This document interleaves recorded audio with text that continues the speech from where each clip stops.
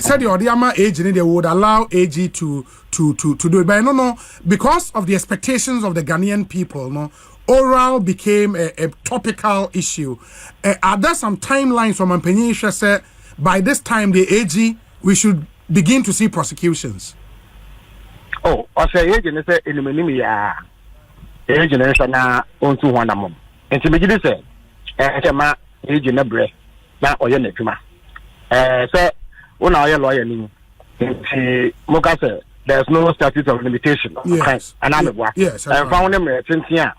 We did one day, no. Said the two down, say, I dance it, you I was here, so I don't go to Libya. A idea, Sana Monsoon, you bet you. May show him was a better and Chebiano, your better agent. Also, as a boss, or the two as someone among eliminating. Okay. I know, sir, this whole when part of the bigger fight against corruption on Mampenyi, a promise Ghana for. Already there are people criticizing him, say, the Attorney General filing Nolly Prosecution, I withdraw some cases from court, and that goes to hamper this whole fight against corruption and send the right signals. Any other, Ebikra Kase or chief clearing agent, any way, how do you respond to our concerns now? Obi, if you're one lawyer, some is a Nolly Prosecutor, a part of legal process. Absolutely. So would you have could be there now? You know, soon be news. And court which are some so. In fact, Godfrey Damian Kata, in one of the cases, I had to force the ambulance case. Second accused person, Dr. Sylvester Niman, Godfrey Damian issue Nolly Prosecutor on so. Because those is saying that so be anyone because so I didn't win a court.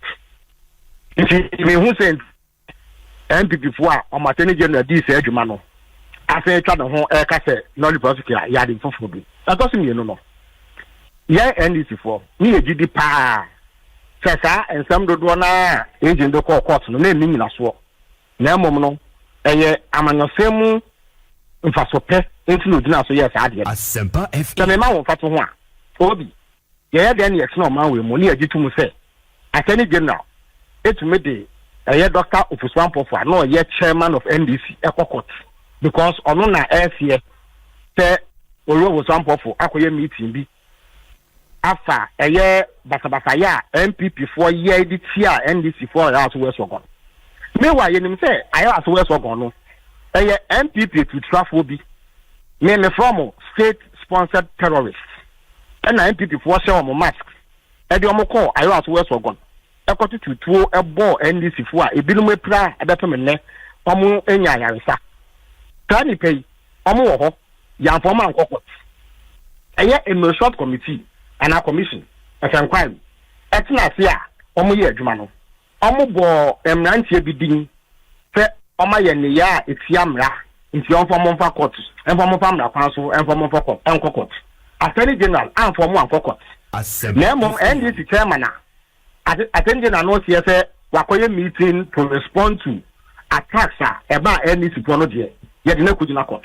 It did not make sense then, it does not make sense now. It is a winner serious Attorney General. Na oba demu, na otinat no hwe no se sa asem nya so niswa. Na okase we issue Nolly Prosecutor. Menye le sabon ye bia wo. Na no kura no se me de to nchen ya. Ela Attorney General no ngasa tu nanu mutuo. Na watwenye mu ana ela kakra da ye mu. Ono abe friends and twelve won hye mu. Na odi nyina so a wo ho nti a. Otu sa na mo no Afghan phone nyina anim. O se or your reviews of the various cases, or really into a mountain and canon. Now, he will engage the people of Ghana through the media to explain why he has done so. It is a midi a year among some Amamuchi, Ghana. I have never heard an Attorney General offer an explanation for issue and Nolly Prosecutor. Yeah. So it will be the first time, in the interest of transparency and accountability, any Ubua, Abino, Edema Ghana Funti, Attorney General be A to Sana Mono. But the vast majority, in fact, almost all the cases are Attorney General are discontinued no. Were cases born out of a deliberate effort to stifle the opposition. That is why these things have been done. But if you take the case of the one involving the former Deputy Bank of Ghana governor, you would realize not only some other Ghanaians stand the trial. same charges against some of them, but onon kwane diene na AG file nolly prosecute about reasons for taking that step. And so like I said, he will engage the people of Ghana and account to them why he has taken the step. I think that it's a positive development. For the first time, AG is not hiding under discretion. So why or free or bet shrimp. I'm a Ghana food in Ashanti. But as for the fact that we believe sincerely that those cases were politically motivated, it cannot be wiped away. I idea that whole as a boy, it is indelible. Would that also then mean, say, because Senamu believe is politically motivated, no? The AG went into office with that mindset and probably did not do a thorough review of these cases before taking the decision. Because how they are in 1 month in office, no? How well did he do the reviews? And now, okay, our oral report presentation. Yes. So he has carried out a comprehensive review of all the cases. So the here are fit, and now what they are yes, in any event, these cases, some of them have dragged on for 6, 7, 8 years. I think now some people was what, and can make say, oh maybe, in the case of Atufo Simple, appeals court throughout the case. And of course, elections Benty or Sanko Fale case at the Supreme Court. That case was never hit since Oko Fale. If the Ashanti now believes that baby Asana Kosono and one on a Yana with Chaswa, I don't think that there's an issue. Especially in some instances, the case has already been determined at the appeals court level.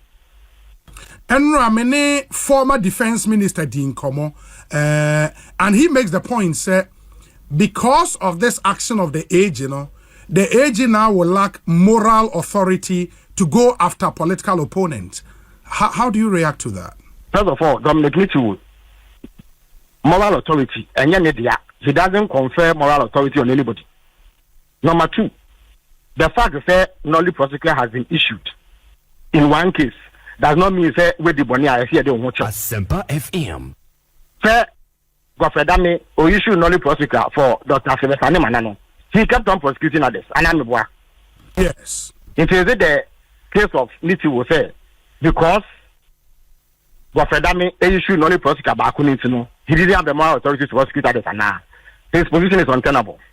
Many say a pass I was here. The fact is that the AG has conducted a review of the cases. And now, Onususu said, I was said Utraso. He has even got ahead to say, as I've indicated earlier, Obetchim, I'm a Ghana for who send it here.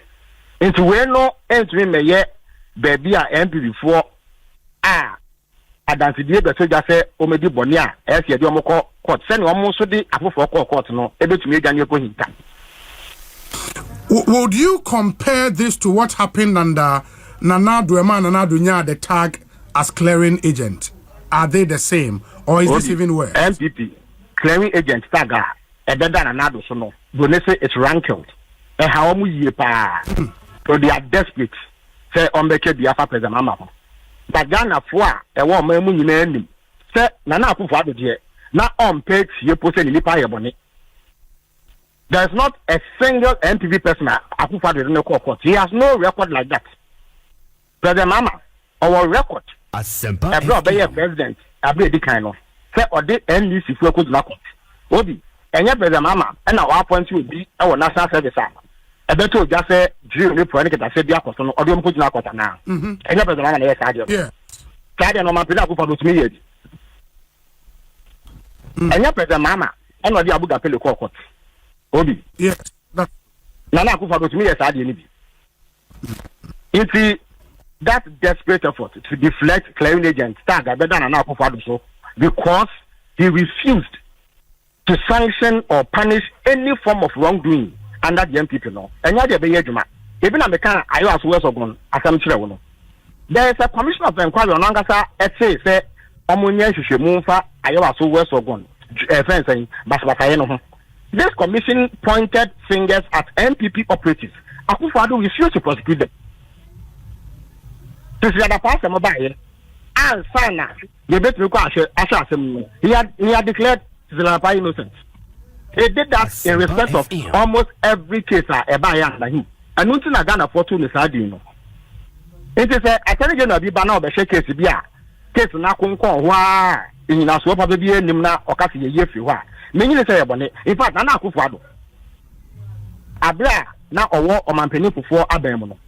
Sir, getting to 2008 elections, na ordinary Colebro for court. In theory, be another boy. Yeah, I remember. First, I said they issued an only prosecutor before they left office. Another boy. Why is it being made? In fact, the very government now, I didn't know do call court. They issued only prosecutor on here after elections.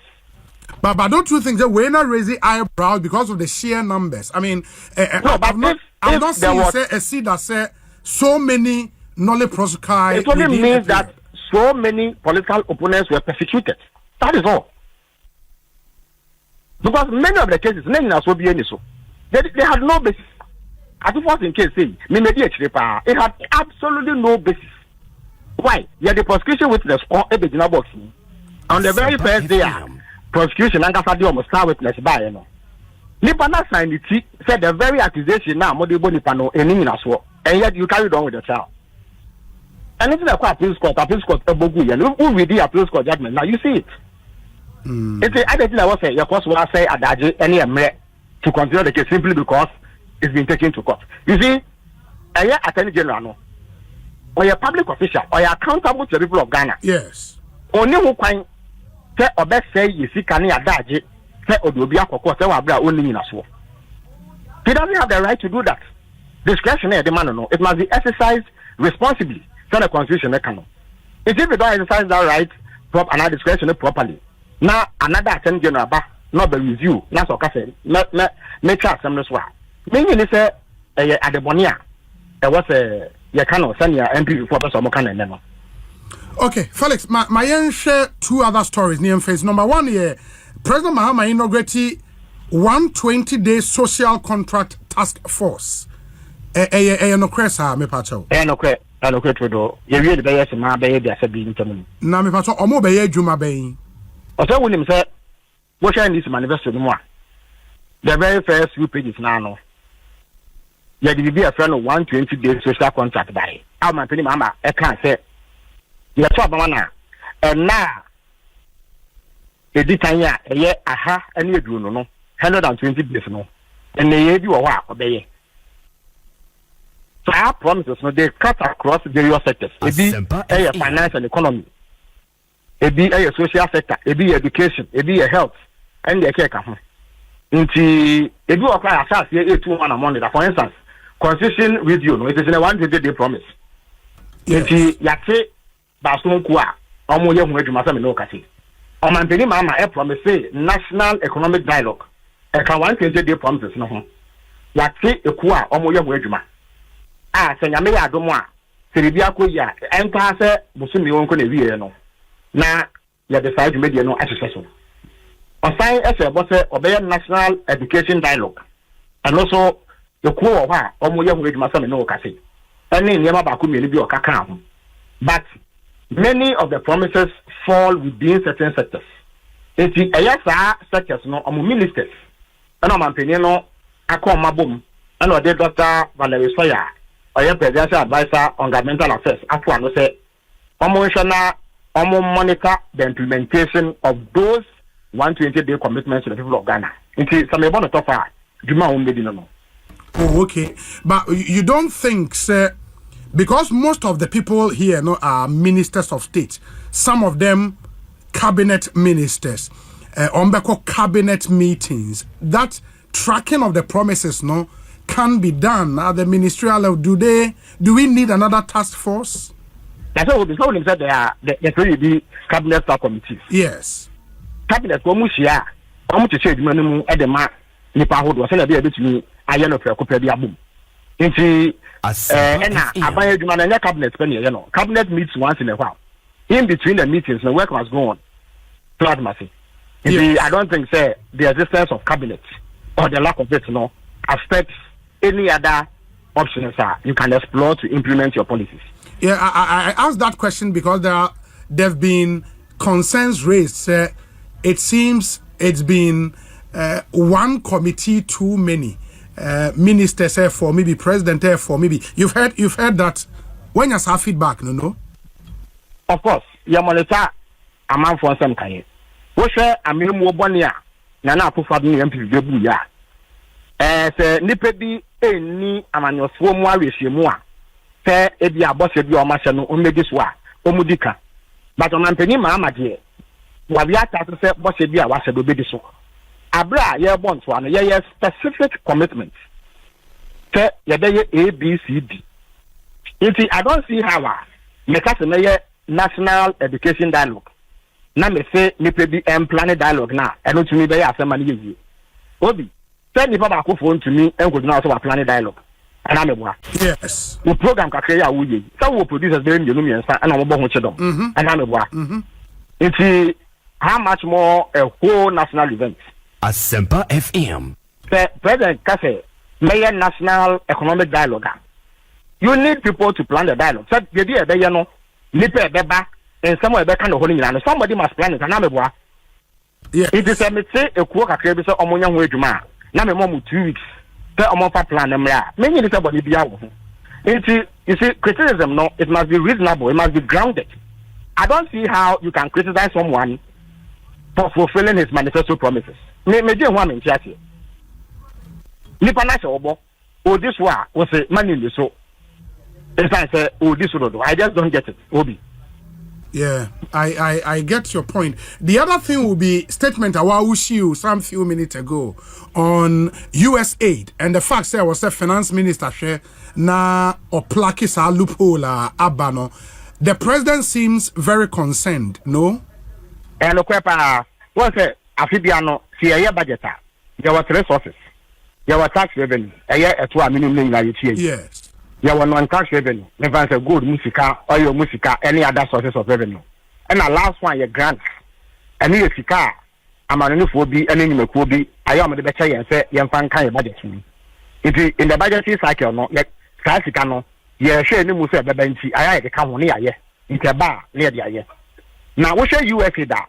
Omono, in Pempino, Omodisika share in Yumaya, a far nipa, aya, omohu efachima anase omo ha opportunity into we ba adesuamu a ana promoting if we ba promoting mo po a eye ema ene omawo ene nkwala hwe eho asem ena afi so HIV AIDS eho yare eho nsem antiretroviral drugs testing equipment any public education na de eho na ya mpempini no omusika ekose ba obi oni me ya den say these are very critical interventions are you two one among one at your house baby beba. I mean, can you imagine say you need support to take off maternal care and our family planning and our child health and our malaria prevention. Ebe your house baby beba. Na mom no na say no America mampeni for Donald Trump. Why say USA no kra no. O meduma mo ye no kra no or be so no. Or blockade international funding for some of these projects. And so what it means is that Ghana Hano at least Yebenya shortfall of $156 million and can bet me a course our programs in $156 million in $72 million and then they share a year child health and maternal care and HIV is not the day you did antiretroviral drugs and a testing case not the day. It is a sense can a manner ya nye bi fufro am pesika fufro anhemu a e de ha bebre bebre and nti no mampani no ahye finance minister say on hwe na de bonimu ya no on pesika nti bebi fufro emfa nhemu tell you there the deficit abeba with the cutting of USAID funding no ye betu enya ho reswano na yetumi finance programs no nke no ho America so ama the secretary at Treleta Coma Finance Minister to put it on record. Say only Sir Jumano. Oh, okay. And we should expect the Ghanaian people should expect say Neoma near the USA Sika a Yenano and Yadia USA Sika Emma building to your baby chim. Because these are priority expenditures. I was say yeah. Okay, Felix, my say